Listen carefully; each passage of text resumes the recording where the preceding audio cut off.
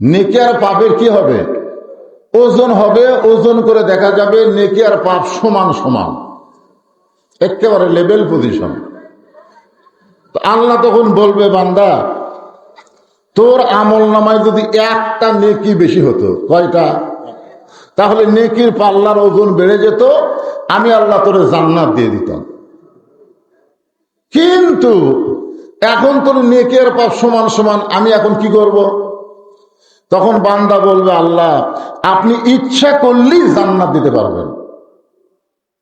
আল্লাহ বলতেছেন, আমি ইচ্ছা করলে জান্নাত দিবার পারি, কিন্তু যে জায়গাতে আমি বসেছি এই জায়গা হলো বিচারের জায়গা। জলেকান কিসের জায়গা? আর বিচারের জায়গায় বসে অবিচার করা যাবে না। আল্লাহ হচ্ছেন সবচাইতে বড় বিচারক। আপনারা বলেন তো, বিচারের জায়গায় বসে অবিচার করা যাবে? একটা নেকি যদি আল্লাহ এমনি এমনি দেয়, তাহলে বিচারক হলো? এই জন্য আল্লাহ বলবেন, আমি তোমাকে আজকে হাসরের ময়দানে বিশ্ব নবীর উম্মত হওয়ার কারণে সুযোগ দিয়া দিলাম। তুমি কারো কাছ থেকে যদি একটা নেকি এনে নেকির পাল্লায় দিবার পারো, আমি আল্লাহ তোমাকে জান্নাত দিয়া দিব। হাসরের ময়দানে কারোর কাছে থেকে একটা নেকি যদি এনে নেকির পাল্লায় দিতে পারো, আমি আল্লাহ কি দিয়ে দিব? জান্নাত দিয়ে দিব। তখন বান্দা বলতেছে, আল্লাহ তুমি কি মনে করছো আমার কেউ নাই? তুমি কি মনে করছো আমার কেউ নাই? আমার মা আছে, আমার বাবা আছে, আমার ভাই বন্ধু কত কে আছে। একটা নেকি বের করে আমি এক বস্তা আনতেছি। হাসরের ময়দানে লোকটা একটা নেকির জন্য সবার কাছে যাবে, মা বাবা ভাই বন্ধু সবার কাছে যাবে, সবাই একই কথাই বলবে, তোকে একটা নেকি দিয়ে যদি আমার নেকি শর্ট পড়ে, তোরটা তো ওজন আছে, কিন্তু আমাকে যদি শর্ট পড়ে, কেউ যখন একটা নেকি দিবে না, তখন মনটা ভার করে আল্লাহর সামনে এসে বলবে, আল্লাহ আমি আজকে বুঝতে পারলাম তুমি ছাড়া আমার কেউ নাই। ইয়া আইয়ুহান নাসু তাকু রাব্বাকুম ওয়াখশাউ ইয়াওমান লা ইয়াজজি ওয়ালাদুন আন ওয়ালাদিহি ওয়ালা মাওলুদুন হুয়া জাযিন আন ওয়ালিদিহি শাইয়্যা। জোরে কার আল্লাহু আকবার। আল্লাহ বলেছেন, বান্দা আমি দুনিয়াতে তোকে কোরআনের মধ্যে বলি নাই, আমি তোকে বলি নাই যে তোর আপনজন কেউ নাই, মা বলো বাপ বলো, এইগুলা সব দরদ হচ্ছে দুনিয়ায়, আখেরাতে একমাত্র আল্লাহ ছাড়া কেউ। দেখেন গায়কেরা গান গাইতেছে, মায়ের গান নাই, এ বাপের গান নাই, বাবা আনন্দে মাতিয়া সাগরে ভাসাইয়া সেই যে চইলা যায় খবর লয় না, মাজন ধরিয়ায় উদরে কতই যত্ন করে, 10 মাস পরে পায় প্রসবের বেদনা, এমন দরদি আখেরাতে না ভবে? ভব মানে কি? ভব মানে দুনিয়া। দেখেন এখানে যদি গায়েব বলতো এমন দরদি আখেরাতে কেউ হবে না, আখেরাতের কথা বলে নাই, বলেছে এমন দরদি ভবে। যত দরদ, বাপের দরদ, মায়ের দরদ, বইয়ের দরদ, সন্তানের দরদ, এই দরদ হচ্ছে দুনিয়ার সাথে সম্পর্কিত, আখেরাতে কেউ কাউরে চিনবে না। এটা আল্লাহ কোরআন দিয়ে আমাদের বলে দিয়েছে। আল্লাহ বলতেছে, ইয়া আইয়ুহাল ইনসান মা গররাকা বিরাব্বিকাল কারীম, মানুষ কিসের মায়ায় পড়ে, কিসের ধোকায় পড়ে তোমাদের আপন আল্লাহকে তোমরা ভুলে যাও। এখন তোর অবস্থা কি? নেকি আর পাপ সমান সমান। পাপ বেশি হলে জাহান্নামী, নেকি বেশি হলে জান্নাতি। কোরআন আল্লাহ বলে নাই ফামান ইয়ামাল মিসকালা যাররাতিন খায়রান ইয়ারা ওয়া মান ইয়ামাল মিসকালা যাররাতিন শাররান ইয়ারা। এখন তোর জন্য আমি কি করি? তখন বলতেছে আল্লাহ, তাহলে আমার জন্য যখন জাহান্নামও নেই জান্নাতও নেই, তখন আমার জন্য আর একটা জিনিস বানার লাগবে। তখন আল্লাহ বলতেছে, আর নতুন করে রড সিমেন্ট খরচ করবো না, ওই জান্নাত জাহান্নামের মাঝখানে একটু ফাঁকা আছে, ফাঁকের মধ্যে ঢোক যা। মানে নেকি আর পাপ সমান সমান। এই জায়গার নাম হলো আরাফ। ওই জায়গার মধ্যে তাকে জায়গা দেওয়া হচ্ছে। এমন সময় আল্লাহ আর একজনকে নিয়ে নেকি আর পাপ ওজন করে দেখে, পাপের পল্লায় পাপ ভারী, নেকির পল্লায় নেকি মাত্র একটা। জোরে কোন কয়টা? একটা। তখন আল্লাহ বলতেছে, বান্দা তোর খবর কি? বলে আমার খবর জাহান্নামী। তুই কেমনে বুঝলি? আমার আগের দার খবর দিতে, ওর নেকের পাপ সমান হওয়ার পরেও ও যদি জান্নাত না পায়, তাহলে আমার জন্য কি জান্নাত আছে? আমি সরাসরি জাহান্নামী। তা আল্লাহ বলতেছে, তুই যখন জাহান্নামী তো জাহান্নামে যা। তখন বান্দা বলতেছে, আল্লাহ আমি জাহান্নামে যাব ঠিকই, তবে একটা নেকি নিয়ে আমি জাহান্নামে যাব না। কারণ জাহান্নাম হচ্ছে পাপের জায়গা, সেখানে নেকি নিয়ে আমি কি জন্য যাব? তা আল্লাহ বলে, তোর একটা নেকি কি করবি? বলে, যে ভাই এক নেকির জন্য ঘোরাঘুরি করলো, কেউ দিল না, আমি ওরে একটা নেকি দিয়ে দিলাম। আল্লাহ কয় কে রে? ওই একটা নেকি। আল্লাহ ডাক, তোর ব্যবস্থা হয়ে গেছে, এই ভাই ওর একটা নেকি তোকে দিয়ে দিছে, তুই এখন জান্নাতে চলে যা। যেই বলতেছে জান্নাতে চলে যা, জান্নাতের নিকটে যাওয়ার সঙ্গে সঙ্গে সালামুন আলাইকুম তিবতুম ফাদখুলুহা খালিদিন। জান্নাতের দরজা খুলে দিয়ে বলা হচ্ছে, তোমাকে চিরস্থায়ী জান্নাত দেওয়া হলো। জোরে কোন সুবহানাল্লাহ। এই জান্নাতের মধ্যে যখনই ঢুকে গেল, হাসরের ময়দানে সবাই বলতেছে, কত বড় স্বার্থপর বাড়ি। যে লোকটা তাকে একটা নেকি দিয়ে জান্নাতে যাওয়ার রাস্তা করে দিল, তার দিকে একবার তাকালোই না। ওই জান্নাতের মধ্যে যাই কিছুক্ষণ পরে জান্নাত থেকে বের হয়ে কান্না শুরু করছে। আল্লাহ বলে, জান্নাতে গেলি, চিরস্থায়ী ভাবে জান্নাতে থাকবি, তুই বাইর হয়ে কান্দিস কেন? বলে, আমার কান্দার কারণ হলো আমি জান্নাতের ভিতরে গিয়ে দেখলাম আপনি লিখে রাখছেন, ওয়ালা তাস্তাহি আনফুসুকুম, জান্নাতেরা যা চাবে আপনি তাই দিবেন। আল্লাহ বলতেছে, আমার ওয়াদা সত্য, জান্নাতেরা যা চাবে আমি তাই দিব। তো বলতেছে, তাহলে যে ভাই আমাকে একটা নেকি দিয়ে জান্নাতে যাওয়ার রাস্তা করে দিল, আমি তাকে সঙ্গে করে জান্নাতে যাওয়ার চাই। আল্লাহ বলতেছে, কাম তো সারারে।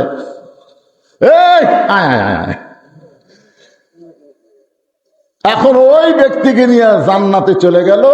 এখন তৃতীয় ব্যক্তিকে নিয়ে এসে মিজানের কাছে দেখে খালি পাপ আর পাপ, নেকি একটাও নেই। একটা নেকিও নেই, ওরটাও একটা ছিল, একটাও নেই। আল্লাহ বলতেছেন, তোর ঠিকানা হলো জাহান্নাম, যা। বলা মাত্রই মারছে দৌড়। আল্লাহ, তোরে জাহান্নামে যাবার করলাম, তুই জাহান্নামে দৌড় মারতেছিস, কারণ কি?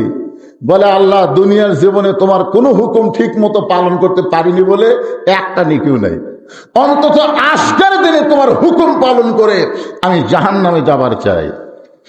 আল্লাহ ডাকতে বলেন, ফাদখুলি ফি ইবাদি ওয়াদখুলি জান্নাতি। তুই যখন একটা হুকুম পালন করে আমার বান্দা হবার চাও, আমি তোমার এই জান্নাত দিয়া দিলাম। এই জন্য আল্লাহ কোরআনে বলেন, লা তাকনাতু মির রাহমাতিল্লাহ ইন্নাল্লাহা ইয়াগফিরুয যুনুবা জামিআ ইন্নাহু হুয়াল গাফুরুর রহিম। খালি এই একটা আয়াত, এই একটা আয়াত আমাদের সবাইকে জান্নাত দিয়ে দিবে। ধরে কেন সুবহানাল্লাহ। আল্লাহ বলেছেন, আমার রহমত থেকে, আমার দয়া থেকে তোমরা নিরাশ হও না। তোমরা কত পাপ করছো, তোমরা যতই পাপ করো, আমার দয়া থেকে তোমাদের পাপ বেশি হয়নি। আমার দয়া থেকে যদি তোমাদের পাপ বেশি হতো, তাহলে তোমরা আরামের বাড়ি, আরামের বিছানা, আরামের ঘুম বাদ দিয়া এই জান্নাতের বাগানে বসতে না। এখানে বসা মাত্রই এখন পর্যন্ত তোমাদের পাপ আমার দয়ার নিচে আছে। ধরে কেন সুবহানাল্লাহ। এই জন্য আমার সঙ্গে সকলে একটু বলবেন, রহমান রহিম নামে যত গুনাহ ঝরে, বান্দার কি সাধ্য আছে তত গুনাহ করে। আপনার বলেন, আমাদের পাপের চাইতে আল্লাহর দয়া বেশি না কম? এটা শর্ত আছে। সেই শর্তটা হলো, আজকে যে আয়াতে কারিমা তেলাওয়াত করলাম এটা খেয়াল করবেন।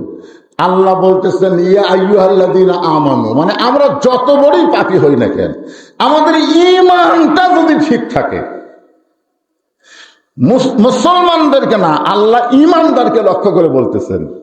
আল্লাহ যদি বলতো ইয়া আইয়ুহাল মুসলিমু, এখানে মুসলিমু বলে ডাকে নাই, ইয়া আইয়ুহাল্লাযীনা আমানু, যারা আমাকে বিশ্বাস স্থাপন করেছো, তাদের 1 নম্বর কাজ হচ্ছে আত্তাকুল্লাহ, 2 নম্বর হচ্ছে হাক্কা তুকাতিহি, আর 3 নম্বর হচ্ছে ওয়ালা তামুতুন্না ইল্লা ওয়া আনতুম মুসলিমুন, মুসলমান না হয়ে মরিও না। আমরা কি এখনো মরছি ভাই? এই ধরে কর, আমরা কি মরছি? আমাদের মরা কবে? হচ্ছে এখনই, এখনই মরবে।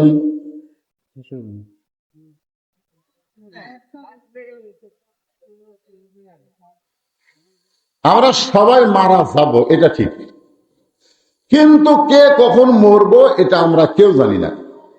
জানি কবে মরবো কেউ জানি না। একটা দিনক্ষণ থাকলে আমাকে আল্লাহ যদি একটু জানাতো 2-4 বছর আগে, তাহলে মোটামুটি সাইজ হয়ে মরা যেত।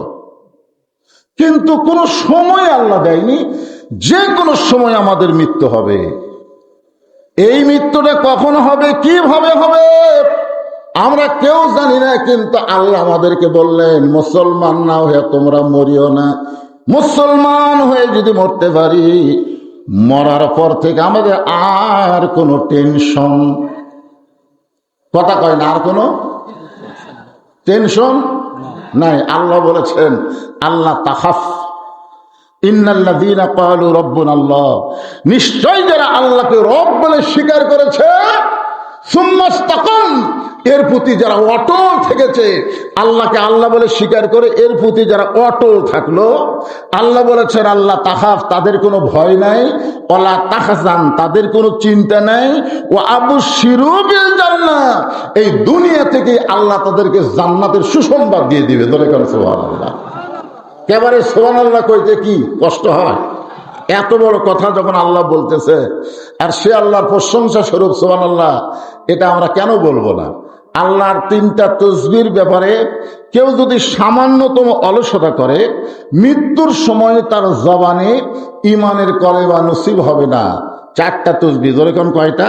একটা হলো সুবহানাল্লাহ, একটা হলো আলহামদুলিল্লাহ, একটা হলো আল্লাহু আকবার, আর একটা হলো লা ইলাহা ইল্লাল্লাহ। এই 4টা তসবিহ সব সময় অলসতা করা যাবে না। যখন যেটা বলা লাগবে সেটা বলবেন। আমার এক দাদা ছিল, মানুষ মারা গেলেই কয় আলহামদুলিল্লাহ। তা আমি তখন খুব ছোট, দাদারে কইলাম দাদা মানুষ মরে গেলে ইন্নালিল্লাহ খাওয়া লাগে, আপনি আলহামদুলিল্লাহ কর না কেন?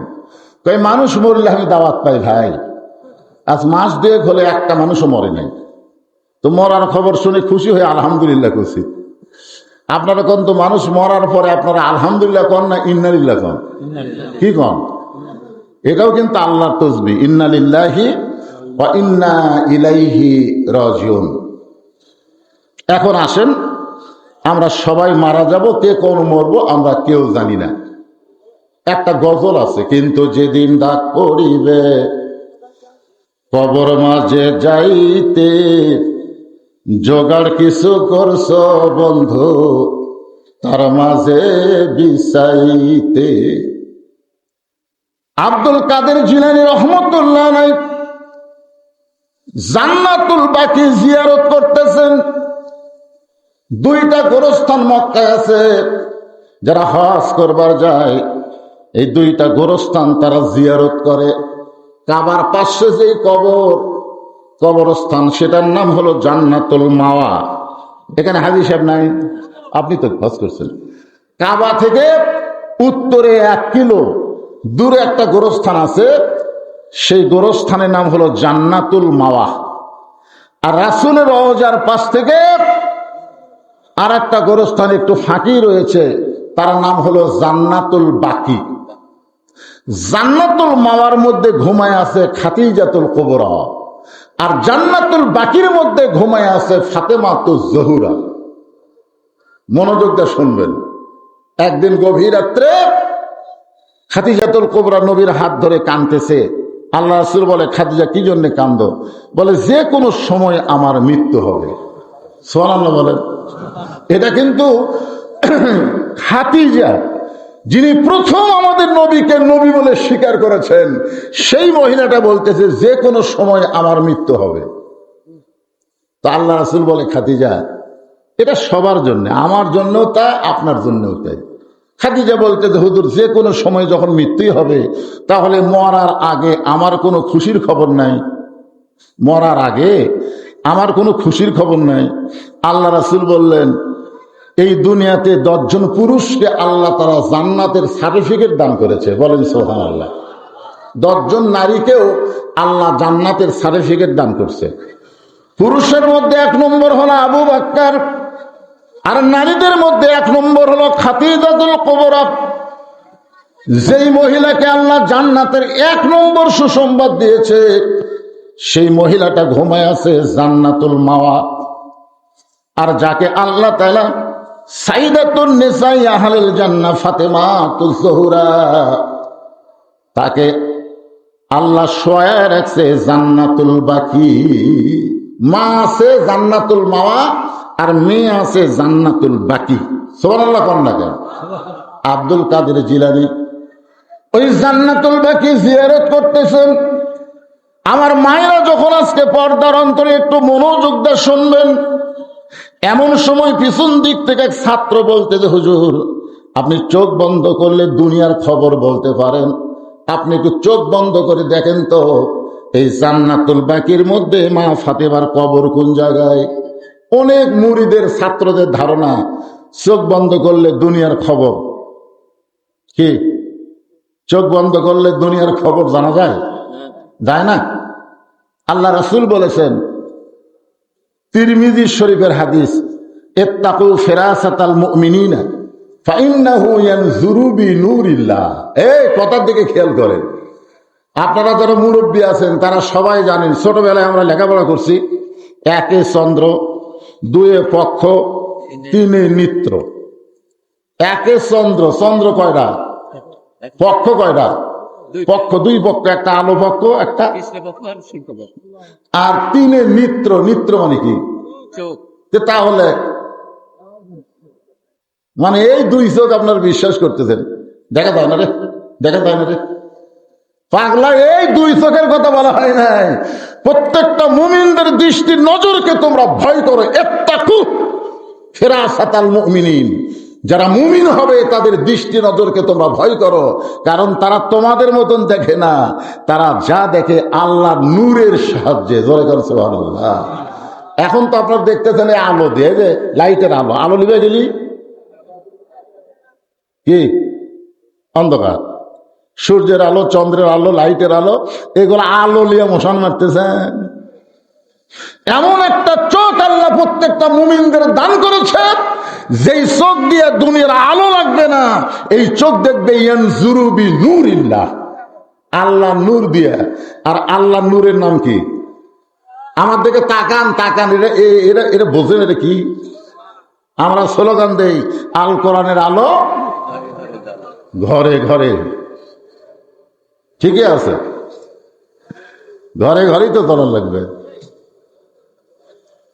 কোরআনের এক নাম হলো নূর, নূর মানে আলো।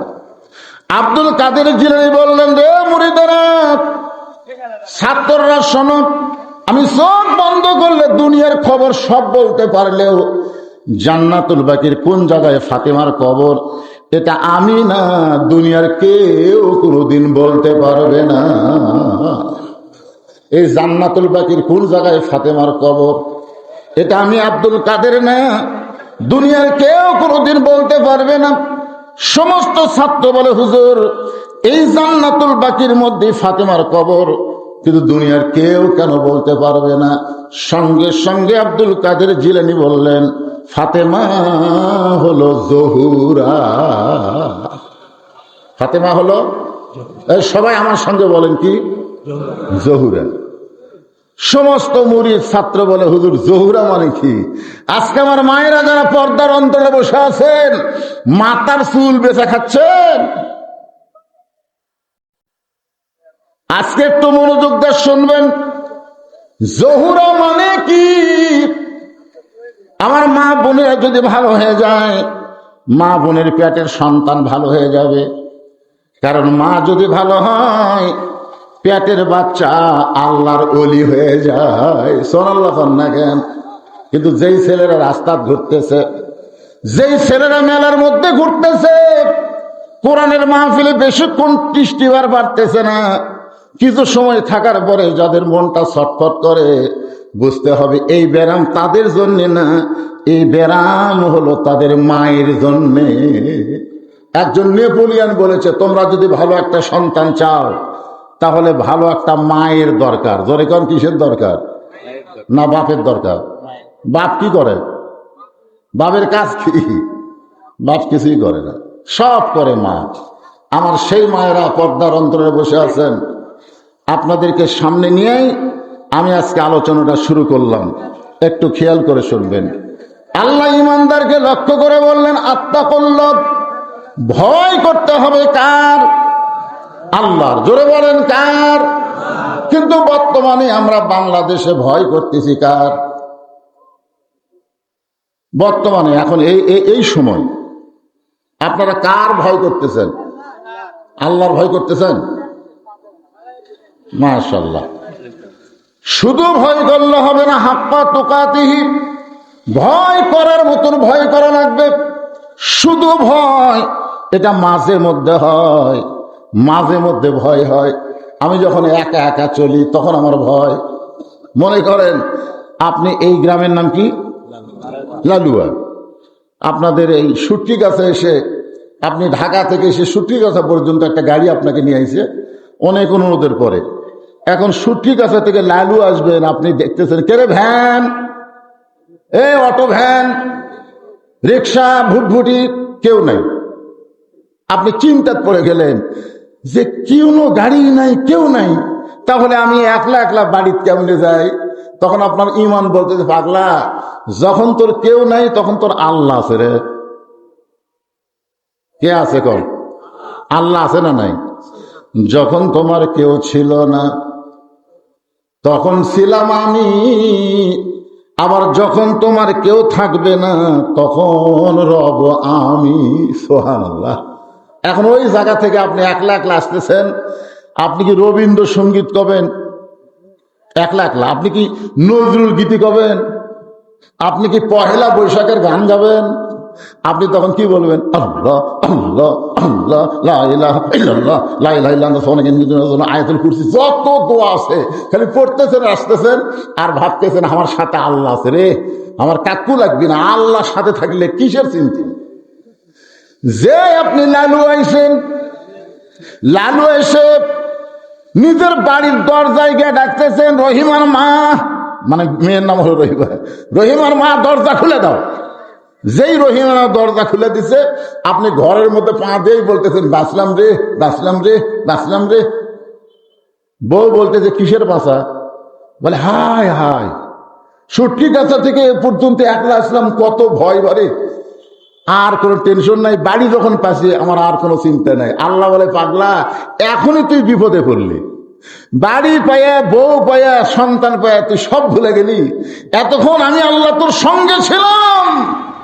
আল্লাহ যার সঙ্গে থাকে তাকে সব সময় আল্লাহর সঙ্গেই রাখতে হয়।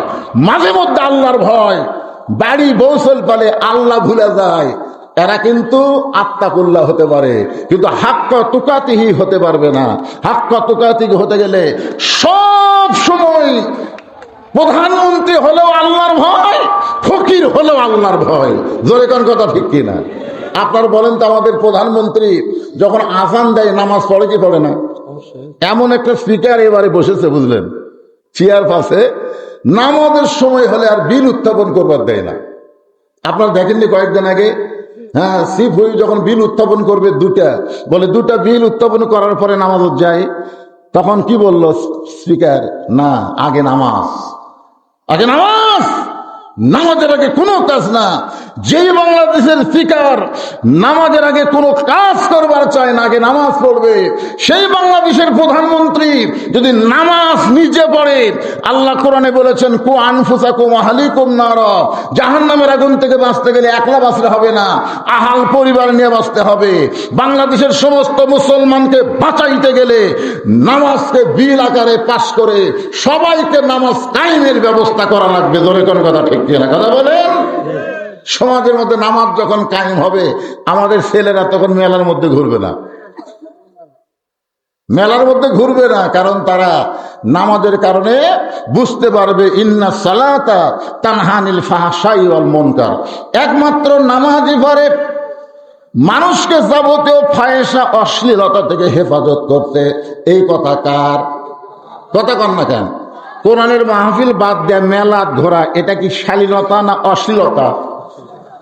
তাহলে যারা নামাজি তারা মেলা যাবে? আমার সাথে কথা বলেন, তারা যাবে? যাবে না। আজকে পহেলা বৈশাখ উদযাপন হলো, পহেলা বৈশাখ উদযাপন করা যাবে না। পহেলা বৈশাখ হলো বাংলা নববর্ষের প্রথম দিন। আপনি তাহাজ্জুদের নামাজে রাত 12টার পরে শুরু হয়েছে পয়লা বৈশাখ, তাহাজ্জুদের নামাজে আপনি আল্লাহকে বলেন, আল্লাহ বৈশাখ যেন কাল বৈশাখ না হয়। জোরে কোন কথা ঠিক কিনা? জমিতে যত ধান আছে, কেবল ধান বার হচ্ছে, অনেকের ধান মাথা হালতেছে। এখন পয়লা বৈশাখে যদি কাল বৈশাখে শুরু হয়, ওরা তো বলতেছে এসো হে বৈশাখ, এসো এসো এসো। বৈশাখ যখন শিলা পাথর নিয়ে আসবি তখন কি হবে? যে শালা শালির আজকে মুখত পেঁচা টেঁচা লাগে আনন্দ করতেছে, ওরা জীবনে জমি আবাদ করে না। আমরা যারা ভুট্টা লাগাচ্ছি, ধান লাগাচ্ছি, আমরা বুঝতেছি বৈশাখত কি হবে। আমরা দোয়া করতেছি আল্লাহ পহেলা বৈশাখে আসমানি গজব, জমিনের কোন গজব যেন না আসে, এই দোয়া করে বৈশাখকে বরণ করা লাগবে। জোরে কোন কথা ঠিক কিনা? আর এরা ঢাক ঢোল নাচ গান, হায় হায় হায় হায় রে, পান্তা খাইয়া ইলিশ দিয়ে।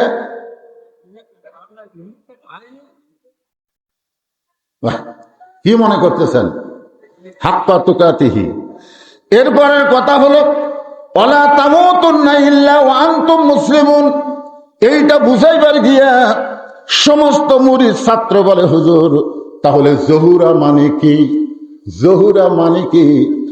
এটা আমাদের জন্য না হলো আমাদের মা বোনদের জন্য, তবে আমাদের জন্য শোনা দরকার। এই কারণে শোনেন, আমি যত বড়ই হুজুর হই, আমার বউ যদি ভালো না হয়, আমি বাড়ির যাই আর শান্তি পাবো? মরদ মানুষের শান্তির জায়গা কোথায়? কথা কর না কেন?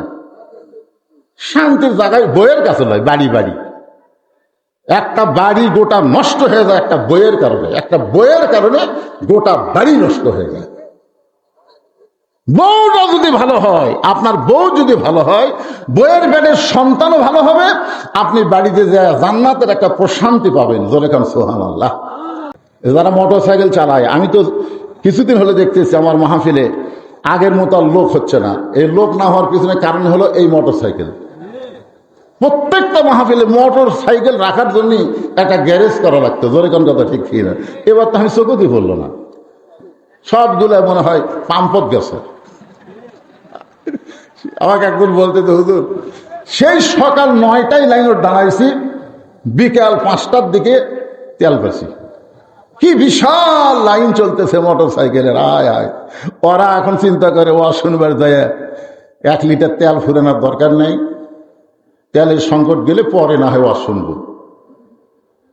কারণ এই তেল দিয়ে চলে। কিছুদিন পরে বাংলাদেশের অবস্থা খুবই খারাপ হবে, কারণ বাংলাদেশ ইরানকে সন্ত্রাসী বলছে। ইরানে একবারে কয়ে দিছে বাংলাদেশে কোনো তেল যাবি না। এখন বাংলাদেশ আমেরিকাপন্থী হচ্ছে, আমেরিকা আমাদের সাথে আছে, আর এক দল যারা লুকে আছে ওরা কয় ভারত আমাদের সাথে আছে। এক শালাও কয় না আল্লাহ আমাদের সাথে আছে। কেউ এখানে যারা আমরা বসে আছি আমাদের সাথে কে আছে? জবান খুলে বলেন কে? আব্দুল কাদের জিলানী বলতেছেন, তাহলে শোনো, এশার নামাজ পড়ে হযরত আলী ঘরের ভিতরে ঢুকছেন। ঘরের ভিতরে ঢুকে দেখে ঘরটা সুন্দর করে সাজায় রাখছে। হাসান হোসেনকে সুন্দর করে সাজায় দিয়া নবীর কলিজার টুকরা ফাতেমা সুন্দরী হয়ে সাইদা গুইদা বসে আছে। আপনার বলেন একটা পুরুষ মানুষ ঘরের মধ্যে গিয়া যদি দেখে ঘরটা সুন্দর করে সাজানো, সন্তান দুইটাকে সুন্দর করে সাজায় দিছে, নিজেও সুন্দরী, আল্লাহ রাসূল বলেছেন আমার ফাতেমাকে আল্লাহ এত সুন্দরী করে দুনিয়াতে প্রেরণ করেছে, বেহেশতের হুরেরা দেখলেও পর্যন্ত লজ্জিত হবে। সুবহানাল্লাহ কান্না কেন? তাহলে ফাতেমা কেমন সুন্দরী, আবার সাজিয়া গুজা বসে আছে। হযরত আলী ঘরের মধ্যে গিয়েই বললেন আলহামদুলিল্লাহ। ঘরের মধ্যে গিয়ে শুকর আদায় করলেন কার? আর আমরা বাড়ির মধ্যে ঢুকলে বলি নাউজুবিল্লাহ। বাড়ির ঢুকতি তেল নাই, লবণ নেই, এটা নেই, সেটা নেই। হায় ঘরের দিকে তাকে দেখেন খেতা একটু পড়ে আছে, চাদর উল্টা হয়ে আছে, বালুস আর একদিকে গেছে, সোল দুইটা একটা ধুলে ভরে আছে, আর একটা কাদলে খেলতেছে, বইয়ের এটি হলুদ ভরছে, এটি তেল ভরছে, কেমন যেমন কাপড় চোর বসে আছে। তখন পুরুষ মানুষকে বেড়াই ভালো রে, বাহিরেই ভালো। বাহিরে যে কটা মেয়ে মানুষ দেখে সব সাজিয়া গুজা ঘরে, মেয়েরা কিন্তু বাহিরে যখন যায় তখন সাজা গুজা যায় না, কথা কন না কেন? আল্লাহ কোরআনে বলেন ওয়াকারনা ফি বুয়ুতিকুন্না ওয়ালা তাবাররাজনা তাবাররুজাল জাহিলিয়াতিল উলা। এ মেয়েরা তোমরা ঘরের মধ্যে সাজুগুজু করে থাকো, ঘরের বাহির তোমরা হয়ে না। কোন কারণে যদি ঘরের বাহির হও তাহলে জাহিলি যুগের মেয়েদের মতন সাজগোজ করে বের হওয়া যাবে না। ঘরের পরিবেশ পর্দা নিয়ে তোমাদের বাহিরে যাওয়া লাগবে। হুকুম কার? আল্লাহ তাহলে সাজার কথা বলছেন কোথায়? বাহিরে না ঘরে?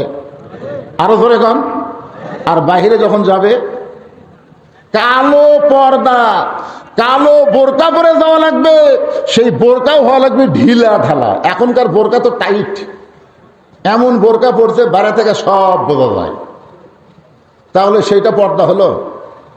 আমাদের মায়েদের জন্য বলি মা, রঙিন বোরকা পরবেন না, আবার বোরকার মধ্যে কোনো কাজ করে দিবেন না।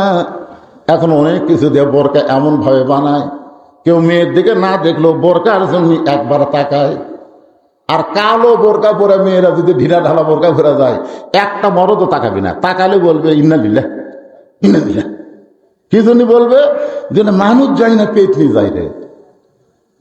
একটু মনোযোগ দিয়ে শুনবেন। হযরত আলী আলহামদুলিল্লাহ যেই মাত্র বলেছে, সঙ্গে সঙ্গে ফাতেমা দুইটা বাচ্চাকে বুকের মধ্যে নিয়ে বলতেছে বাবু তোমরা দুই ভাই একটু অন্য ঘরের মধ্যে যাও, তোমরা দুই ভাই একটু অন্য ঘরে যাও, তোমার বাবার সঙ্গে আমার গোপন কিছু কথা আছে। হাসান হোসেন মুস্কি মুস্কি হাসতেছে। সুবহানাল্লাহ।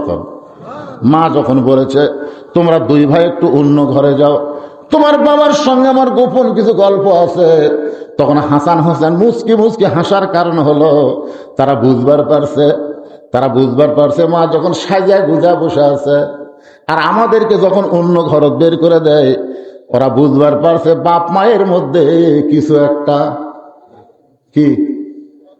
এই জন্যে রাসূল বলেছে তোমাদের বাচ্চার বয়স যদি 2.5 বছর হয়, কয় বছর? কথাটা খেয়াল করে শুনবেন। তোমাদের বাচ্চার বয়স যদি 2.5 বছর হয়, ওই বাচ্চার সামনে ভুল করা হলো বউ যেন আদর করো না, ভুল করাও যেন বউ আদর করো না। কারণ 2.5 বছর বয়সের বাচ্চা খালি দেখে না, বুঝলেন, এটি আবার লোড করবার পারে। আপনি যদি বউকে চাপা ধরেন, ওই বাইরে এসে কাকু বলবে আব্বা তাই মাছ চাপা ধরছিল রে, আব্বা তাই মাছ চাপা ধরছিল। নিজের জন্ম দেওয়া 2.5 বছর বাচ্চার সামনে যদি নিজের হালাল বউকে আদর করা না যায়, আজকে যারা প্রেম প্রীতি রাস্তাঘাটে পার্কে করতেছে, হায় হায়, ওরা কি দুনিয়ার সবাই মানুষ দেখতেছে। চিন্তা করে কথাটা খুব খেয়াল করবেন। নিজের বউকে আদর করা যাবে না সন্তানের সামনে। সন্তান ঘুমাইলে আদর করবেন, কিংবা সন্তানকে অন্য ঘরে পাঠিয়ে দিবেন। যেমন ফাতেমা বলতেছে বাবু তোমরা দুই ভাই অন্য ঘরে যাও, তোমার বাবার সঙ্গে আমার গোপন কিছু গল্প আছে। হাসান হোসেন দুই ভাই যখন অন্য ঘরে গেছে, এমন সময় ফাতেমা দরজা বন্ধ করেছে। যেই ফাতেমা দরজা বন্ধ করেছে, সঙ্গে সঙ্গে হযরত আলী মাথার টুপি খুলছে। বউ যদি দরজা বন্ধ করে তখন স্বামীর মাথার টুপি রাখা যায় না? আপনার কথা কর না কেন পারে? সব সময় টুপি চলবি?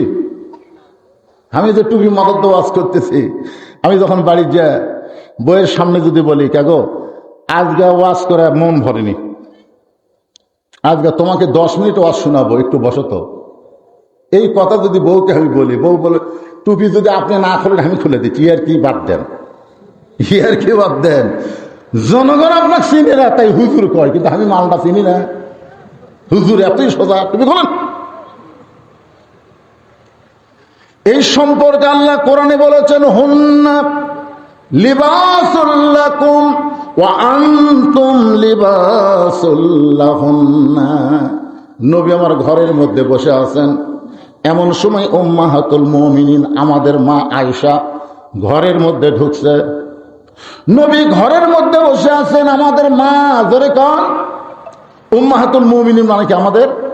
এই সবাই বলেন আয়েশা আমাদেরকে, আরো জোরে বলেন। এটা কোরআনের কথা, বোঝেন? উম্মাহাতুল মুমিনিন আয়েশা ঘরের মধ্যে ঢুকছে, সঙ্গে সঙ্গে নবী আমার দাঁড়িয়ে গেলেন। নবী দাঁড়িয়ে গিয়ে দরজা জানলা বন্ধ করে দিলেন। মা আয়েশা থরথর করে কাঁপতেছে। আল্লাহ রাসূল বলে, আয়েশা কি জন্য কাঁপতেছ? বলে, আপনার জুতার পরশে আল্লাহর আরশ ধন্য হয়ে গেছে। হুজুর, যদি কোনো বেয়াদবি হয়ে যায় এই জন্য আমার শরীর কাঁপতেছে। রাসূল বলে, আয়েশা, একজন নবীর জুতার পরশে আল্লাহর আরশ ধন্য হয়েছে, একজন নবীর। আয়েশা বলে, হুজুর আপনি তো সেই নবী।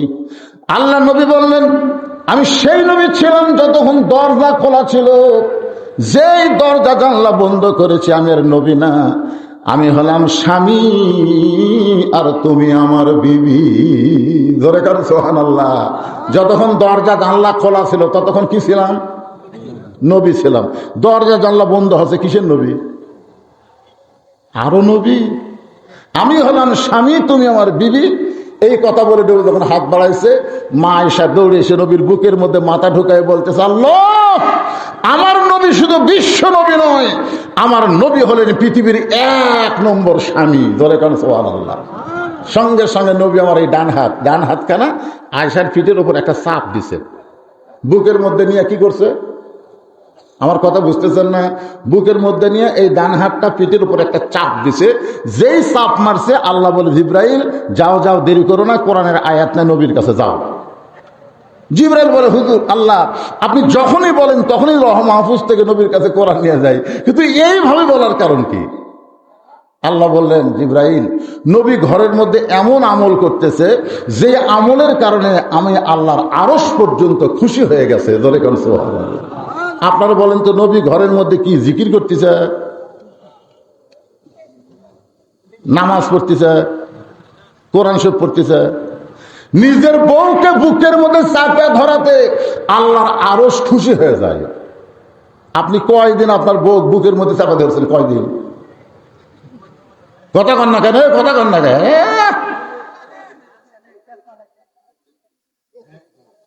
আজকে মায়েরা বুঝতেছে যে হুজুর আজ দিচ্ছে।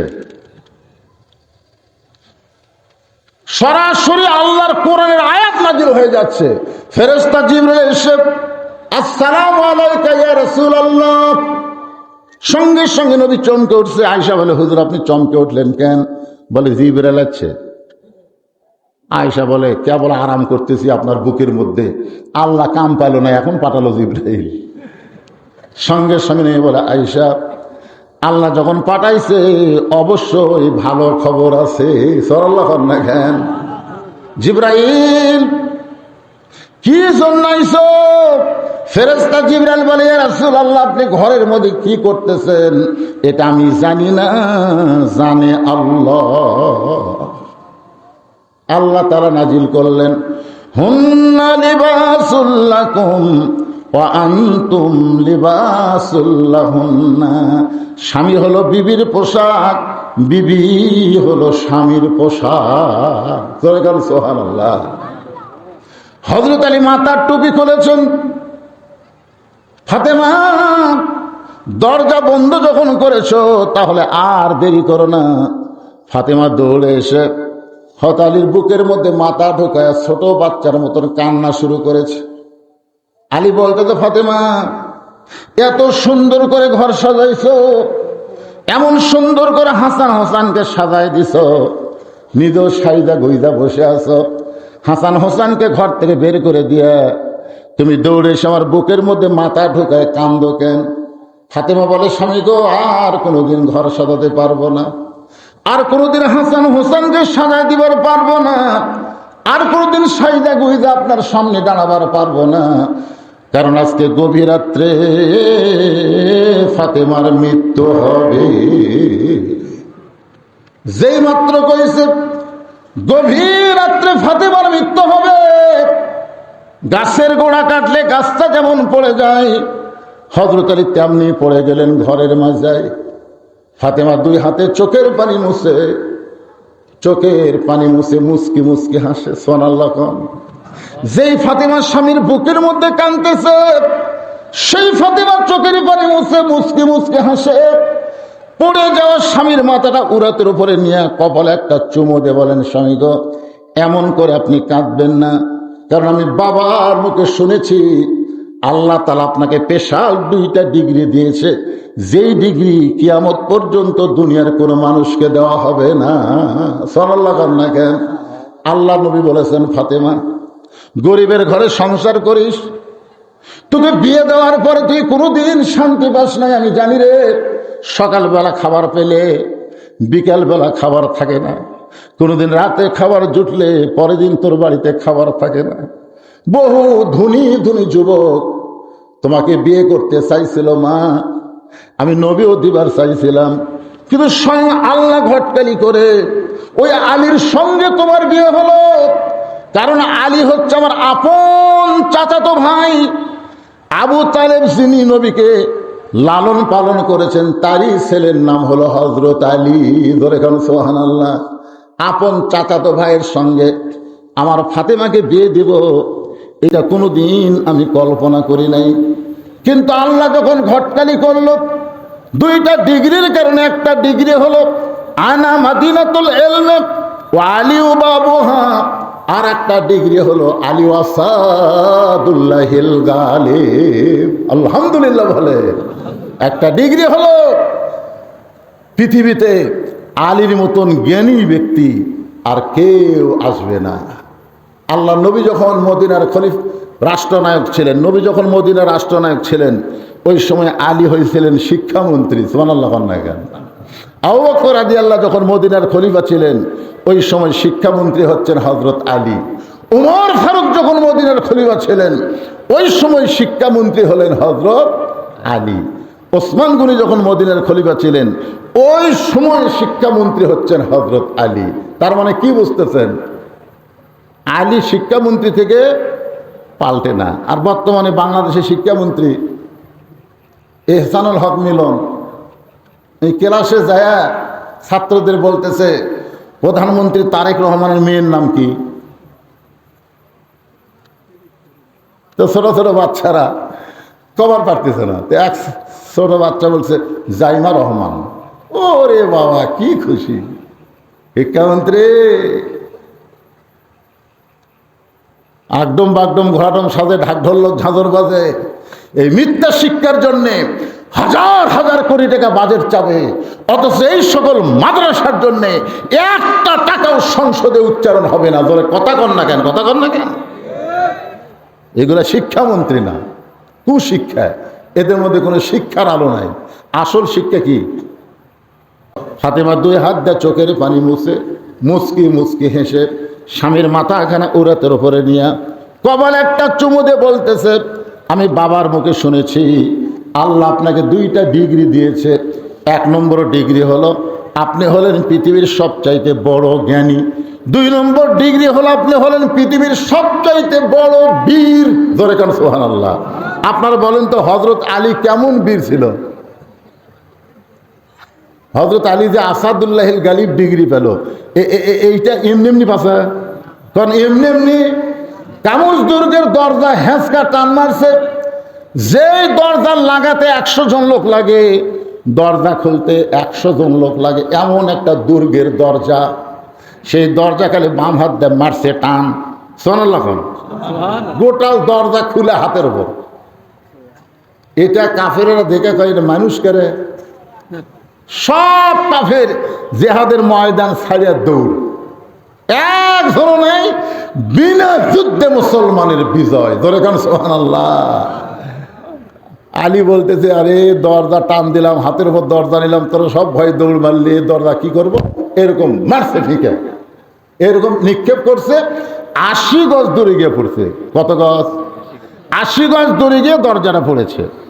সাহাবীরা নবীর কাছে গিয়ে বলতেছে, ইয়া রাসূলুল্লাহ, আজকে বিনা যুদ্ধে মুসলমানের বিজয় হলো। আল্লাহর নবী বলেন কেমনে? বলে কামুজ দুর্গের দরজা আলী হাসকা টান মারছে, ওই দরজা হাতের ঢাল করছে, ওইটা দেখি কাফের বেঈমান ময়দান ছেড়ে মারছে দৌড়। আল্লাহ রাসূল বলে, সত্যিই তাই?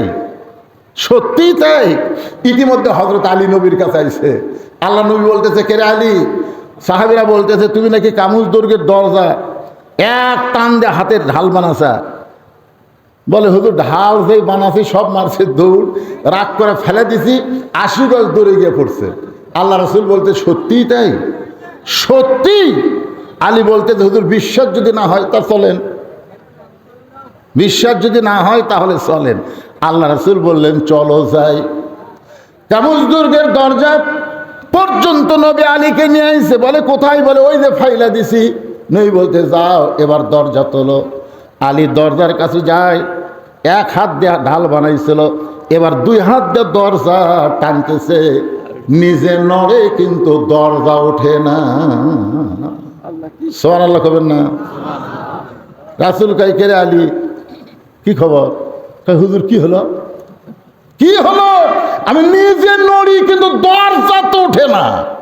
আল্লাহ রাসূল বলে, আলী তুমি যখন বাম হাত দিয়ে হ্যাঁচকা টান মারছিলে তখন তুমি একলা ছিলে না, তোমার সঙ্গে আমার আল্লাহ ছিল। তুমি যখন দরজা নিক্ষেপ করছো তখন তুমি একলা ছিলে না, তোমার সঙ্গে আমার আল্লাহ ছিল। কিন্তু এখন তুমি একলা হয়ে গেছ। তার মানে বোঝা গেল তুমি আলী সাধারণ আলী না। ইসলামকে গালিব করার ব্যাপারে তুমি যখন জিহাদের ময়দানে যাও তখন তুমি সবচাইতে বড় বীর হওয়ার পিছনে কারণ হলো আমার আল্লাহ। আজ থেকে তুমি আলী না, তোমার ডিগ্রি হলো আলী ও আসাদুল্লাহিল গালিব। ইসলাম গালিব করার ব্যাপারে আলী হচ্ছে আল্লাহর সিংহ। ফাতেমা বলে, এত বড় জ্ঞানী হয়ে, এত বড় বীর হয়ে বইয়ের মরার খবর শুনে এভাবে পড়ে যায়? বউ মরবে আর এই কথা শুনে কেউ এভাবে পড়ে যায়? আলী বলতেছে, দেখো 6 মাস আগে তোমার বাবা আল্লাহর নবী দুনিয়া থেকে চলে গেছে। 6 মাস। কয় মাস? এ কথা কোন কয় মাস? তখন থেকে হাসান হোসেন চেহারে কান্দে, গোটা মদিনা 2 ভাই গলা ধরে কান্দে, বলে, নানা নানা রে তুমি কোথায় গেলে নানা? তোমাকে আমরা 2 ভাই কেন খুঁজে পাই না? আবু বকর রাদিয়াল্লাহু বলেছেন, রে নবীর সাহাবীরা, হাসান হোসেন যতদিন নানা নানা বলে খুঁজবে, কারণ এরা 2 ভাই জানে না নবী। আমাদের নবীকে এরা 2 ভাই নবী জানি না। জানি কি? সবাই জোরে বলেন, জানি কি? না না। এই জন্য আবু বকর বললেন, যতদিন নানা নানা বলে হাসান হোসেন মদিনার মধ্যে খুঁজবে ততদিন খবরদার তোমরা নবীর রওজা দেখায় দিবা না। নবীর রওজা যদি ওরা একবার দেখতে পায় তাহলে নানা নানা বলে যদি চিৎকার করে, আমি আবু বকর বলতেছি নবীর ঘুম ভেঙে যাবে। আপনারা বলেন তো, আমাদের নবী কি রওজার মধ্যে মরে আছে? এ কথা কর না কেন? আমরা অনেকে গজল গাই, ইসলামের আলো জ্বালায়া দিয়া নবী ঘুমায়া আসেন সোনার মদিনায়। কি বিশ্বাস হচ্ছে না আপনাদের? কথা কর না কেন? তো তাহলে বলেন, ইসলামের পতাকা উড়াইয়া দিয়ে নবী মরে আছে মদিনায়, মরে মরে আছে? জোরে করে মরে আছে? যে দরুদ গুলো আপনার পড়তেছেন, এই দরুদ গুলো তো আল্লাহর কাছে যাচ্ছে না, এই দরুদ গুলো সব মদিনায় রাসূলের রওজা মুবারকে ফেরেশতারা পৌঁছায় দিচ্ছে। জোরে করে সুবহানাল্লাহ। তাহলে সকলে গজল গেলে কি ঈমান যাবে? আমার সাথে সবাই একটু মহব্বত করে বলেন, ইসলামের পতাকা উড়ায়া দিয়া নবী শুইয়া আসেন সোনার মদিনায়। একটু মনোযোগ দিয়ে শুনবেন। আলী বলতেছে, সারাদিন এরা নানারে না পাইয়া তোমার কাছে সে বিচার দেয়, ও মা আজও আমরা দুই ভাই নানাকে খুঁজে পাইলাম না। আমি দূর থেকে দেখি তুমি তোমার দুইটা সন্তানকে বুকের মধ্যে নিয়ে বলো, অবশ্যই তোমার নানাদের সাথে তোমার দেখা হবে। ফাতেমা রে, আজকে রাতে তুমি যদি মৃত্যুবরণ করো তাহলে তোমার দুইটা সন্তানকে কে এমন করে বুঝাইবে? ফাতেমা বলতে, স্বামী গো, আমি আল্লাহর কাছে দোয়া করেছিলাম আল্লাহ যেন পর্দার মধ্যে আমার মৃত্যু দেয়, আর আজকে রাত্রি পর্দার মধ্যে আমার মৃত্যু হবে। আমি দুনিয়া থেকে বিদায় নিলে আমার তিনটা চাওয়া আপনাকে পুরা করতে হবে। আমি ফাতেমা দুনিয়া থেকে যখন বিদায় নিব আমার তিনটা চাওয়া আপনাকে পুরা করা লাগবে। আলী কান্দের বলে, ফাতেমা দুনিয়ার জীবনে গরিব ছিলাম বলে তুমি কিছুই চাইলা না, আর মরে গেলে তুমি কি চাইবা ফাতেমা? দুনিয়ার জীবনে গরিব ছিল বলে কিছুই চাইনি, কিছু চাইছে? জোরেকান কিছু চাইছে? বরং আলীর সব কিছু খুঁজে দেখে নাই। হাসান হোসেন তো না খায় ঘুম পাড়তেছে, ঘুমোর থেকে উঠলেই বুঝলেন মাওক ধরবে। আপনারা বলেন তো, সন্তানরা যখন পেটে ক্ষুধা থাকে বাপক ধরে না মাওক ধরে? বাপ কিছু সহ্য করে পারে? নাকত শিকার নিয়ে, বুঝছেন, ছোট্ট একটা বাচ্চা নাকত শিকার না বাপের কাছে, মায়ের কাছে পায়খানা পেশাব করলে মা, নাক দিয়ে ভেড় ভেড়ি বাড়ালে মা, সব জায়গাত খালি মা। বাপ খালি কি মিশাই মশাল মারতেছেন বাপ হয়ে। মায়ের এক ফোঁটা দুধের দাম কাটিয়া গায়েরই চাম, পায়ে জুতা বানাইলেও ঋণের শোধ হবে না। এমন দরদি ভাবে কেউ হবে না আমার মা গো। এখন শাশুড়ি পায়ে বইয়ের বুদ্ধি শুনে মাও কার দেখবার পারে না। বইয়ের সামনে শাশুড়িকে বলতে, আম্মা আমি সুটি গাদা বাজারে যাচ্ছি, আপনি ডাব খাবেন না গ্লুকোজ খাবেন? আম্মা মাকড়াজ উচ্চারণ করতেছে, আম্মা। ওর মুখে জুতের বাড়ি মারা দরকার। আম্মা ডাব খাবেন না গ্লুকোজ খাবেন? বউ বলতেছে আমার মাও দুটাই খায়। তখন বলতেছে আজকে দুটাই আনবো। এই বলে ব্যাগ নিয়ে যাচ্ছে, যাওয়ার সময় দেখে মা দরজার দাঁড়িয়ে আছে। মায়ের দিকে একবার তাকায় না, মাথা নিচু করে যখন হাটত যাবার চায়, বাজারে যাবার চায়, মা বলতেছে আজ 2 দিন হলে তোর সোনার মুখটা আমি দেখি নাই। আমি দরজায় দাঁড়িয়ে আছি, আর তুই আমার দিকে না তাকায় মাথা নিচু করে বাজারে যাস। বাজারে যা, কিন্তু আমার জন্য 10 টাকার একটু পান সুপারি নিয়ে আসবি। ছেলে বলতেছে এই জন্যই তো তাকাই না, খালি খাই। এই জন্যই তো তাকাই না, খালি খাই। শাশুর জন্য ডাব আনবে, গ্লুকোজ আনবে, ওইখানে কোনো কথা নাই। আর মায়ের জন্য 10 টাকার পান সুপারি খাই। এরা বেটা না, এরা হলো পাটার জাত। জোরে কোন কথা ঠিক কি না? এরকম পাটা আছে না নাই? কথা কন না কেন?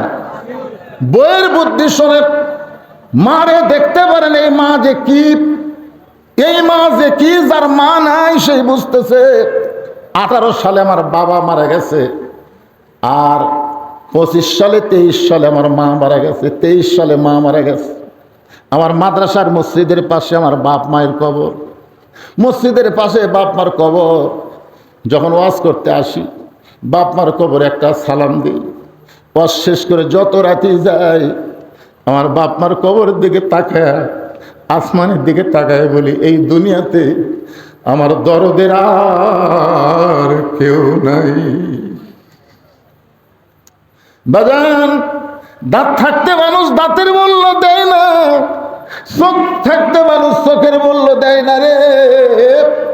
যেদিন বাপ মা মারা যায় সেই দিন বুঝবার পারে বাপ মার মতন আপন কেউ আর তোমার দুনিয়াতে নাই।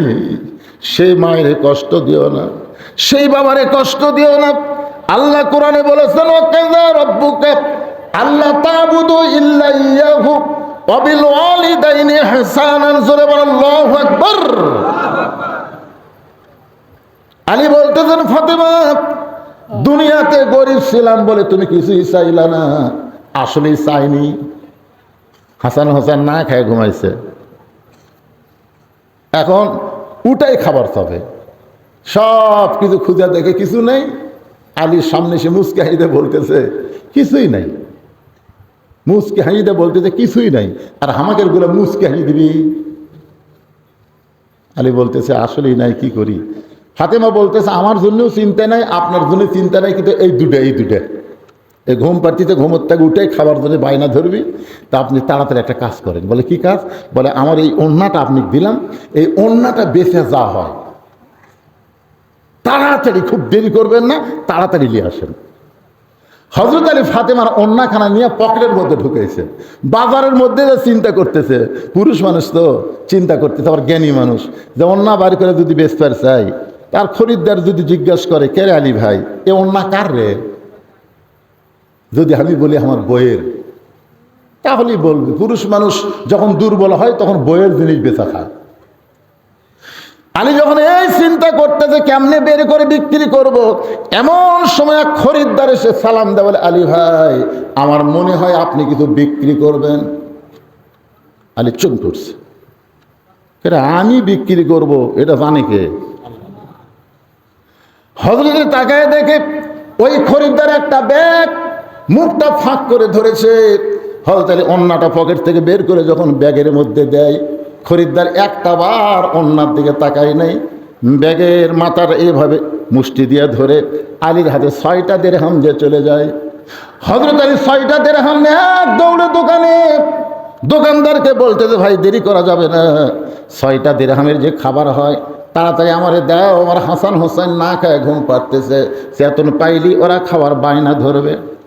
দোকানদার 6টা দিরহামের এক টোপলা খাবার যেই মাত্র হযরত আলীর হাতে দিবার চাই, এমন সময় এক ফকির এসে সালাম দেয়, বলে আলী ভাই আজকে 3 দিন হলে আমার বাড়িতে কোনো খাবার নেই, যদি পারেন তো আল্লাহর রাস্তে একটু সাহায্য করেন। আলী চিন্তায় পড়ে গেল, কারণ আল্লাহ কোরআনে বলেছেন আম্মা সাইলা ফালা তানহার, সাইলকারীকে খালি খালি ফিরাস না। হযরত একটা দিরহাম যখন সাইলকারীকে দিবেন আর 5টা দিরহাম নিয়ে খাবার নেবেন, এমন সময় আল্লাহর কোরআন বলতেছে ওমা তুনফিকু মিন শাইইন ফি সাবিলিল্লাহি ওয়াফা ইলাইকুম ওয়া আনতুম লা তুজলামুন। আলী রে, ফকিরকে যদি 1টা টাকা দিস আল্লাহ তোকে 10টা টাকা ফেরত দিবে, ফকিরকে যদি 2টা টাকা দিস আল্লাহ তোকে 20টা টাকা দিবে, আর 6টা দিরহাম যদি ফকিরকে দিয়ে দাও আলী, আল্লাহ তোমাকে বিনিময়ে 10 গুণ বেশি দিবে। আপনার বলেন তো হযরত আলীর কাছে হাসান হোসেনের দাম বেশি না কোরআনের দাম বেশি? আল্লাহর কোরআনকে দাম বেশি বিশ্বাস করে ফকিরকে 6টা দিরহাম যেই মাত্র দিছে, ফকির হাসতে হাসতে চলে গেছে। হাসতেছে ফকির। আলী কইলে কি ফকির রে? ফকির হাসতে হাসতে যখন চলে যায়, দোকানদার বলে আলী ভাই টোপলার খবর কি? যে টোপলা করলাম, এই টোপলা কি করবেন? আলী বলতেছে 1 টোপলা দেওয়া হবে না, তুই 2 বস্তা খাবার প্যাকেট কর। দোকানদারকে 2 বস্তা খাবার প্যাকেট করার কথা বলে। হযরত আলী বাজারের মধ্যে ঘুরতেছে, ওই রাস্তা দিয়ে উটওয়ালা এসে বলতেছে আলী ভাই ওয়াজাতা বাজারে ঘোরা জায়েজ নাই, এই উটটা কিনবেন নাকি? আলী বলতেছে 1টাও টাকা পকেটে নেই। উটওয়ালা বলতেছে 100 দিরহাম বিনিময়ে উটটা কিনেন, বিক্রি করে টাকা দিবেন, এটাও কি পারবেন না? আলী বলতেছে আমার জীবনে এত বড় সুযোগ আমি কোনোদিন পাই নাই, 100 দিরহামে বাকিটা উটটা কিনে যেই মাত্র উটের বাজারে গেছে, খরিদ্দার এসে বলতেছে আলী ভাই আপনি শিক্ষামন্ত্রী হইয়া এই ব্যবসা আবার কবে শুরু করলেন? আপনি তো সাধারণ কোনো মানুষ না, আপনি হলেন কি মন্ত্রী? এ কথা কন না কেন, কি মন্ত্রী? আলী বলতেছে ভাইজান দাম কি হবে বলতে পারেন? খরিদ্দার বলতেছে কানে কানে। আলীর কানে কানে বলতেছে 160 দিরহাম দিয়া দিলাম। হযরত আলী 160 দিরহাম উটটা বিক্রি করে উটওয়ালাকে 100 দিরহাম দিয়ে বাকি 60টা দিরহাম দোকানে গিয়ে বলতেছে, ভাই 2 বস্তা প্যাকেট দাম কত? বলে 60টা দিরহাম দিলেই চলবে। সঙ্গে সঙ্গে হয় তাহলে 60টা দিরহাম দিয়া 2 বস্তা 2 কান্দে নিয়ে বাড়ির দিকে রওনা দিয়েছে। এতক্ষণ ফাতেমা দরজা খুলেছিল, কিন্তু আলীর কান্দে 2টা বস্তা দেখার সঙ্গে সঙ্গে দরজা বন্ধ করে দিল। আলীর কান্দে 2টা বস্তা দেখি দরজা বন্ধ করে দিল। হযরত আলী দরজা এসে সালাম দিলেন, আসসালামু আলাইকুম ইয়া আহলাল বাইত। ফাতেমা বলতেছে, ওয়ালাইকুম আসসালাম। দরজা খোলা যাবে না, দরজা খোলা যাবে না। আলী বলতেছে, আমার অপরাধ কি? ফাতেমা বলে, অন্যা বিক্রি করার টাকা দিয়া বড় জোর 1 টোপলা খাবার হবে, আপনি 2 বস্তা খাবার কোথায় পাইলেন? যতক্ষণ না বলবেন আমার হাসান হোসেন না খাইয়ে মরে গেল, আমি দরজা খুলতে পারবো না। সুবহানাল্লাহ কোন না কেন? বউগুলো যদি এমন ভালো হয়, বাংলাদেশে কোনো দুর্নীতি হবে? কথা কোন না কেন? হবে? আমাদের নেতাগুলো এত টাকা মারতেছে, এত দুর্নীতি করতেছে এই শালা বউয়ের জন্য। বউ খারাপ। ফাতেমা দরজা বন্ধ করে দিয়া জানলা থেকে বলতেছে, 2 বস্তা কোথায় পেলেন? অন্য বিক্রি করার টাকাতে বড় জোরে 1 টোপলা হবে, আপনি 2 বস্তা কোথায় পেলেন? এটা না বলা পর্যন্ত আমি দরজা খুলবো না। আলী বলতেছে, আগে দরজা খোলো তারপরে বলবো। খুবই গরম লাগতেছে, ওজনও লাগতেছে, দরজা খোলো তারপরে বলবো। ফাতেমা বলতেছে, আগে বলেন তারপরে দরজা খুলবো। আলী বলতেছে, আগে খোলো তারপরে বলবো। ফাতেমা বলতেছে, আগে বলেন তারপরে খুলবো। 10 বার বলছে আলী, আগে খোলো তারপরে বলবো। ফাতেমা বলতেছে, আগে বলেন তারপরে খুলবো। ইতিমধ্যে আল্লাহর কোরআন এসে বলতেছে, আর রিজালু কাওয়ামুনা আলান নিসা, পুরুষ থাকবে উপরে, নারী থাকবে নিচে। খবরদার ফাতেমা দরজা না খোলা পর্যন্ত তুমি বলবা না। আপনারা বলেন তো, পুরুষ কোথায় থাকবে? এতদিন আমরা কোথায় আছিলাম? আল্লাহ আমাকে বাঁচাতে ভাই। কি মায়েরা মন খারাপ করেন না, মা এটা আমার কথা না।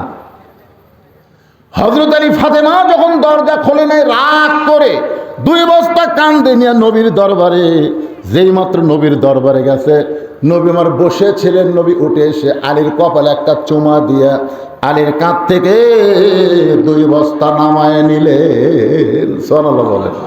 এই মাইকের সাউন্ড হঠাৎ এরকম হলো কেন? মাইকালা কোথায়?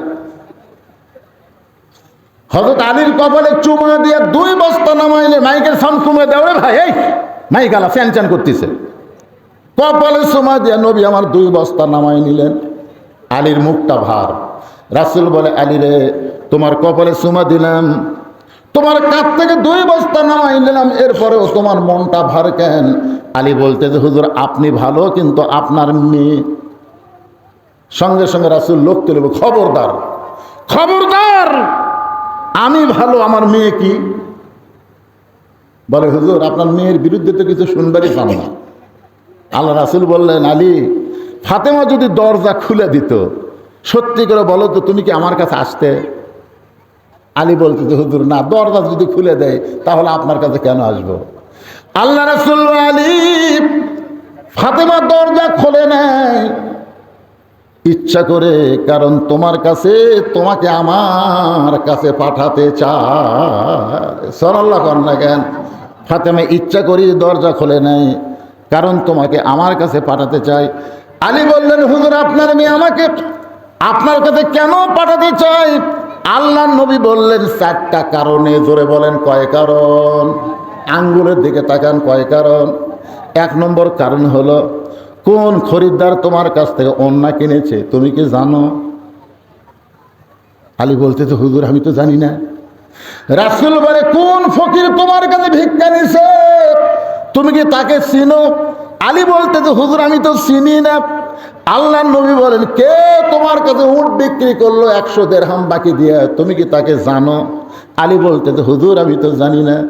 রাসূল বলে, আলী রে, কে খরিদ্দার হয়ে তোমার কাছ থেকে উট কিনলো তুমি কি তাকে চেনো? আলী বলতেছে, হুজুর আমি চিনি না। রাসূল বলে, আমি সব জানি, আর এইটা জানানোর জন্যে ফাতেমা তোমাকে আমার কাছে পাঠাইয়া দিছে। লিল্লাহে তাকবীর। আলী তুমি কি জানবার চাও? বলে 100 বার জানবার চাই, 1000 বার জানবার চাই। রাসূল বললেন তাহলে বস বস। আলী 100 বার 1000 বার জানবার চাই। আপনারা যারা বসে আছেন আপনারা জানবার চান না? চান?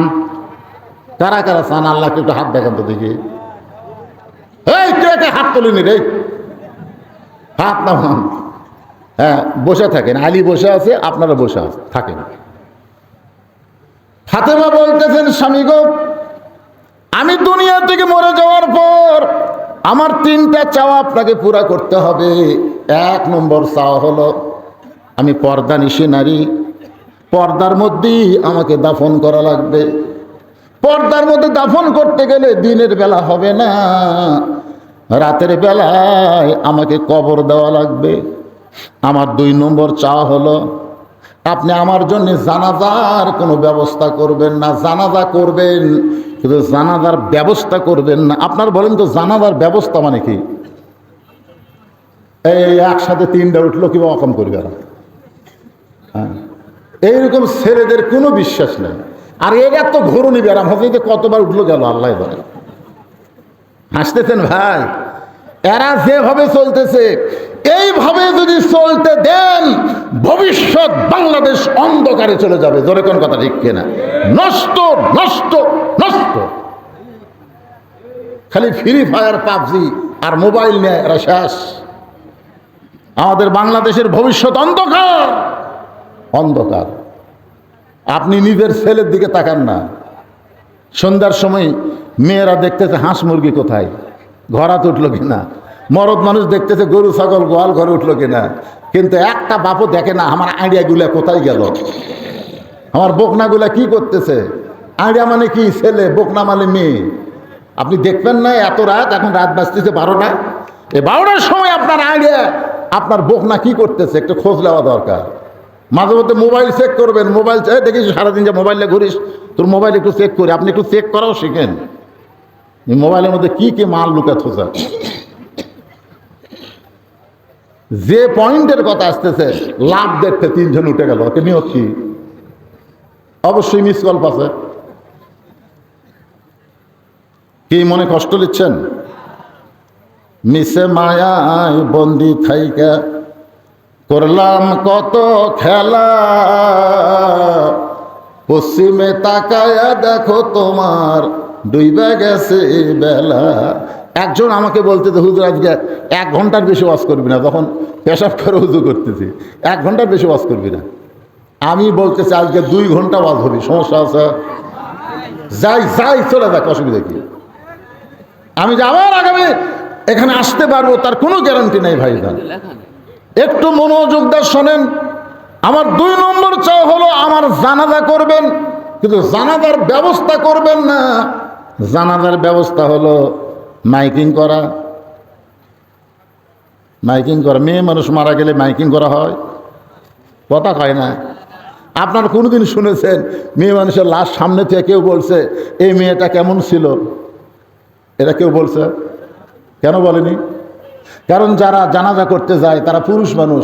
আর পুরুষ মানুষ কেমনে জানবে এই মেয়েটা কেমন ছিল? কারণ মেয়েরা হলো ঘরের জাত। ঘরের জাতকে তো পরের মানুষ দেখতে পারবে না। কিন্তু যে সমস্ত মেয়ে মানুষেরা মেম্বর দাঁড়ায়, আমার এলাকার এক মেয়ে মানুষ মেম্বর দাঁড়া হলো ভাই, সবার হাত ধরে বুকুর ঠেকায়, হাত নিয়ে বুকুর ঠেকায় ওয়াদা দেন ভোট আমাকে দিবেন। আর মরদ মানুষ বিরক্ত হয়ে কি করবি, আচ্ছা ঠিক আছে তোমাকে দিও। একদিন থেকে রাস্তাতে ওই মেয়ে আরো 2-3টা মেয়ে নিয়ে আসতেছে আমাকে ধরার জন্য। আমি দেখেই তো বুঝলেন যে বাবা হুজুর যদি ধরে আর কেউ যদি ভিডিও করে যদি ছাড়িয়ে দেয় তা আমারও আসে। মেয়ে মানুষ দেখে আমি ভয়ে চলে যাচ্ছি, হুজুর হুজুর হুজুর দোয়া। আমি বললাম মা দোয়া করে দিলাম, মা মা তারাক্তু বাদি আলা উম্মতি ফিতনাতুন আদার আলা রাজুলু মিনান নিসা রাওয়াহুল বুখারী কিতাবুল ফিতান। দোয়া করে দিলাম মা। তোকে হুজুর আরবিতে কি দোয়া করলেন? এটা তো বাংলা বুঝলাম না। বোঝা লাগবে না, দোয়া আরবিতেই ভালো। যা।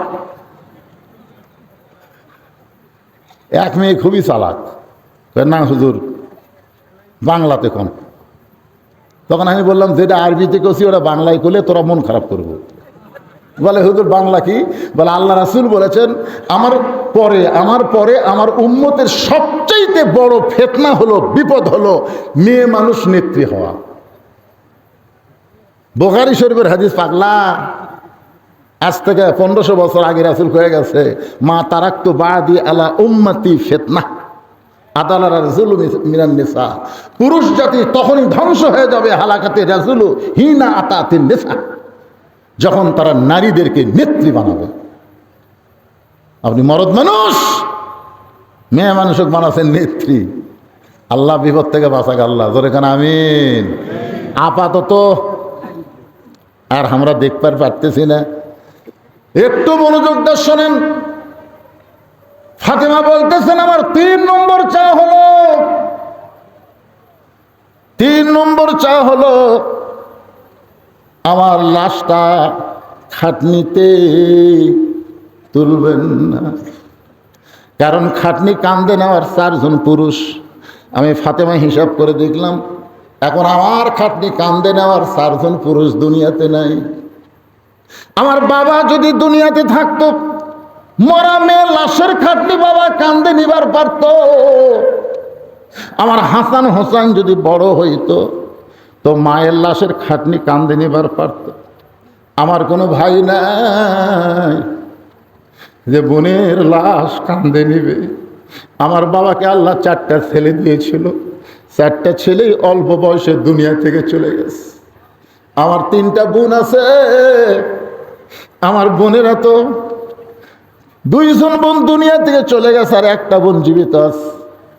ও গো স্বামী গো, আমার লাশটা আপনি খাটনিতে তুলবেন না, আপনার কান্দে করে নিয়ে ওই জান্নাতুল বাকির পূর্ব কোণায় সবুজ রঙের একটা বাতি জ্বলবে, ওই বাতি বরাবর আমাকে দাফন করে দিবেন। আমার কবর খুঁড়তে যদি আপনার কষ্ট হয়, তাহলে আপনার একান্ত বন্ধু কেউ যদি দুনিয়াতে থাকে তারে বলবেন সে যেন গোপনে ফাতেমার কবরটা খনন করে দেয়। হযরত আলী গভীর রাত্রে কাঁদতে কাঁদতে ঘর থেকে যখন বের হয়ে যায়, হাসান হুসেন 2 ভাই দৌড়ে এসে মায়ের কাছে বলে, মা বাবার সঙ্গে গোপন কথা বলবার চাই, আমাদেরকে ঘর থেকে অন্য ঘরে যাইতে বললা, কি এমন গোপন কথা বললে মা? বাবা কাঁদতে কাঁদতে কেন ঘর থেকে বের হয়ে যায়? ফাতেমা 2টা সন্তানকে বুকের মধ্যে নিয়ে বলে, বাজান তোরা ছোট্ট মানুষ, তোরা বুঝবি না, আয় আয় তোদেরকে আমি ঘুমাইয়ে দিই। হযরত আবু যর গিফারের জানলার কাছে ছোট বাচ্চার মতো রাফাতুল্লাহিল গালি ফোফায় ফোফায় কাঁদতেছে। আবু যর গিফারের দরজা খুলে বলে, আলী ভাই জীবনে বহু যুদ্ধ তোমার সঙ্গে করেছি, কোনো যুদ্ধে তোমাকে পরাজিত হয়ে আমি কাঁদতে দেখি নাই। আজকে তোমার জীবনে এমন কি যুদ্ধ শুরু হলো তুমি আমার জানলার কাছে এমন করে কাঁদতেছ? আলী বলতেছে, আবু যর জান্নাতুল বাকির পূর্ব কোণায় বাতি জ্বলতেছে, ওই বাতি বরাবর একটা কবর কর। আবু যর গিফারি বলে, এখনো দুনিয়ার কেউ মৃত্যুবরণ করে নাই, আর মানুষ না মরলে কবর কেন খুঁড়তে হবে? আলী বলতেছে, আমার ফাতেমা পর্দানিশি গভীর রাত্রে মৃত্যুবরণ করবে, এ রাতের বেলায় তাকে দাফন করা লাগবে। আবু যর গিফারি কোদাল নিয়ে জান্নাতুল বাকির পূর্ব কোণায় গিয়ে দেখে সবুজ রঙের একটা বাতি জ্বলতেছে, যেই বাতির কোনো তার নাই, যেই বাতির কোনো সুইচ নাই, বিনা তারে বিনা সুইচে আমার আল্লাহ অটোমেটিক জ্বলায়া দিছে। সুবহানাল্লাহ, জোরে কোন। আপনি যেই কবরে যাবেন, যেই কবরে কোনো বাতি নাই, বিছানা নাই, মনে করবেন আপনার কবর কবর না, আপনার কবরকে ইমানের নূরের বাতি দিয়া, আমলের বিছনা বালিশ দিয়া আপনার কবরকে আল্লাহ জান্নাত বানায়া দিবে। কিন্তু যেদিন ডাক পড়িবে কবর মাঝে যাইতে, জোগাড় কিছু করছো বন্ধু তার মাঝে বিছাইতে। আলো গোলাকার হয়ে পড়ে নাই, আলো চারকোনা হয়ে পড়েছে। আবু যর গিফারি কোদাল দিয়ে কবর খুঁড়তে খুঁড়তে এক সময় বলে, কবর রে, দিনের বেলা কবর না খুঁড়ে রাতের বেলা কবর খুঁড়তেছি, তুই কি বলতে পারিস কবর? তোর মধ্যে যাকে দাফন করা হবে সে দুনিয়ার সাধারণ কোনো নারী না, আল্লাহ আর নবী হলেন তার বাবা। নবীর মেয়ে ফাতেমাকে দাফন করা হবে, খবরদার বেয়াদবি করবি না। কোদাল দিয়ে কবর খুঁড়তে খুঁড়তে বলে, আবু জার, কবর রে, তোর মধ্যে এমন একজন মাকে রাখা হবে যার দুইটা সন্তানকে সাইদুস শাবাবি আহলিল জান্নাহ, হাসান ও হুসাইন, আল্লাহ তাআলা জান্নাতি যুবকদের সর্দার বানাইছে। কোদাল দিয়ে কবর খুঁড়তে খুঁড়তে আবু জার বলে, কবর সাবধান হয়ে যা, বেয়াদবি করবি না। তোর মধ্যে এমন একজন মহিষী নারীকে রাখা হবে যার স্বামী হলো আসাদুল্লাহিল গালিব। এই কথা বলে আবু জার গেফারি আবার যখন কোদাল মারতে চায়, এমন সময় গায়েব থেকে একটা আওয়াজ আসতেছে, আবু জার, এই কবরকে সাবধান না করে বরং যারা কবরে আসবে তাদেরকে সাবধান করে দাও। কবর কার মা, কার বিবি, কার মেয়ে, এইটা কবর দেখবে না। এটা কিন্তু ফাতেমার জন্য বলে নাই, এটা আমাদের জন্য বলেছে। কবর তারেক জিয়া দেখবে না, কবর হাসিনা দেখবে না, কবর ফখরুল আলমগীরকে দেখবে না, কবর সালাউদ্দিনকে দেখবে না, কবর ধনী দেখবে না, কবর গরিব দেখবে না। কবর দেখবে যার আমল ভালো, তার জন্য কবর জান্নাতের বাগান হয়ে গেল। আর আমল যদি খারাপ হয় কবর জাহান্নামের গর্ত হয়ে যাবে। আবু জার গিফারির হাতটা থরথর করে কাঁপতেছে, দেহের মধ্যে কোনো শক্তি নেই।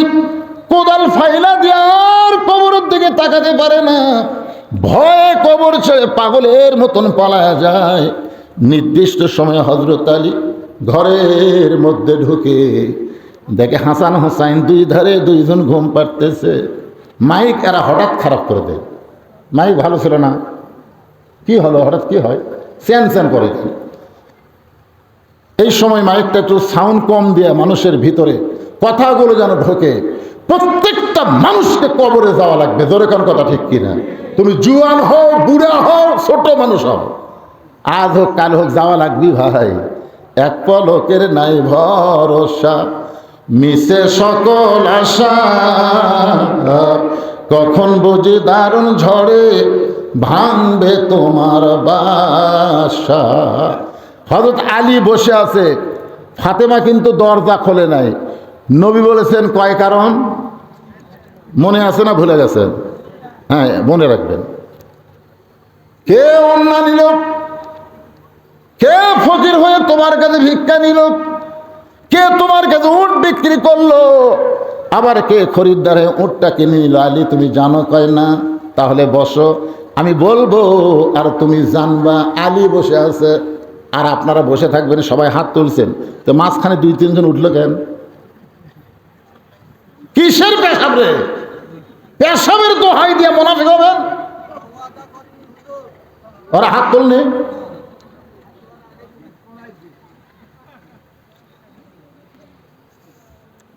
কি কথাগুলো ভালো লাগতেছে না? কবরে যাবেন না? যাবেন না? যাওয়া লাগবেই তো। এখন কবর কি নিয়ে যাবেন? আমার বাপ হাজি, আমি হলাম এক নম্বর পাজি। বাপ যদি হাজি হয়, বেটা যদি পাজি হয়, ওই বাপের কথাকে কবরত মাপ পাওয়া যাবে না। মা যদি রাবেয়া হয় আর মেয়ে যদি অপু সরকার হয়, ওই মায়ের কথাই মেয়ে রক্ষা পাবে না। একটু মনোযোগ দিয়ে শোনেন।